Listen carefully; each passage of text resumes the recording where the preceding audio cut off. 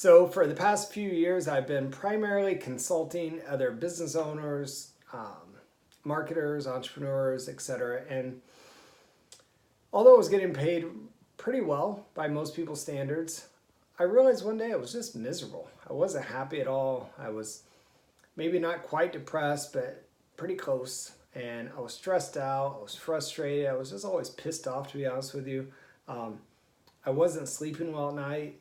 My blood pressure was through the roof. The doctor had me on a couple different medications. I was just um, quick to anger. I was just always on edge. And I didn't really know why.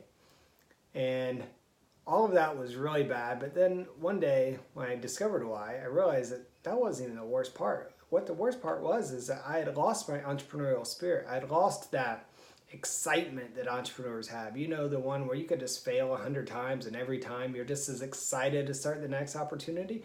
I'd completely lost that. And what had happened to me is I'd realized I'd suddenly and somehow adopted what I call the employee mindset. I don't mean disrespect to employees. I just mean that I just become content.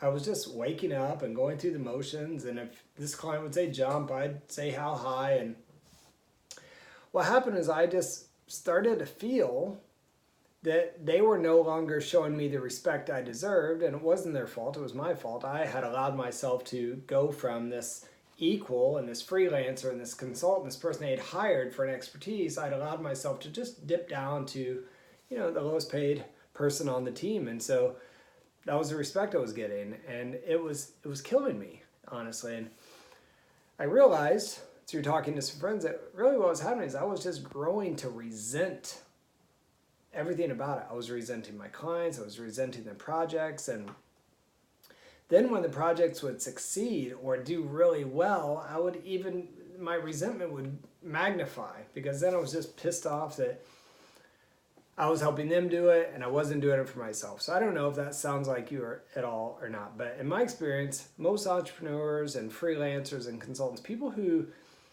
let go of their entrepreneurial spirit and their drive, and they start to trade time for money. Most people I've come in contact with over the last 15 years express to me that this exact feeling has happened to them. And so what I thought the solution was, at first, the solution for me was to go from retainer style to project-based, because it allowed me to work with more people and kind of have a defined scope, right? We're going to do this. Here's what the deliverable is, and this is going to be your fee, and I could just get in and get out. And I thought that was going to be the solution, but it wasn't.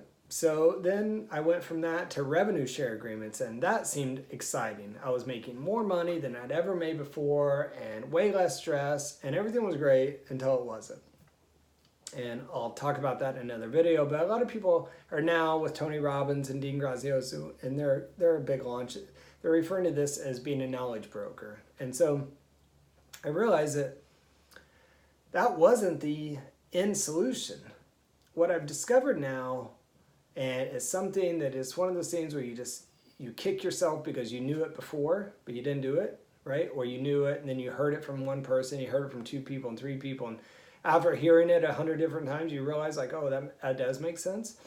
What I realized, the ultimate advice for myself and for other entrepreneurs and consultants and freelancers, people who are trading time for money, the ultimate advice is that you have to create your own course. You have to create your own product. You have to create softwares, whatever it is that you want to create for your audience. And so step 1 is you have to build an audience, and you have to do that by creating content that provides value, that solves problems, that fills a need for an audience. And then you need to be able to craft offers in the name of courses and products and softwares to help your audience, help your client, or not your client, but your audience, your tribe, to help them overcome whatever challenges they are having. And that's truly the only way as an entrepreneur you're going to have the freedom that you desire, the freedom to continue to work on your dreams and to build your dreams. And there's no better way to build your dreams from helping people.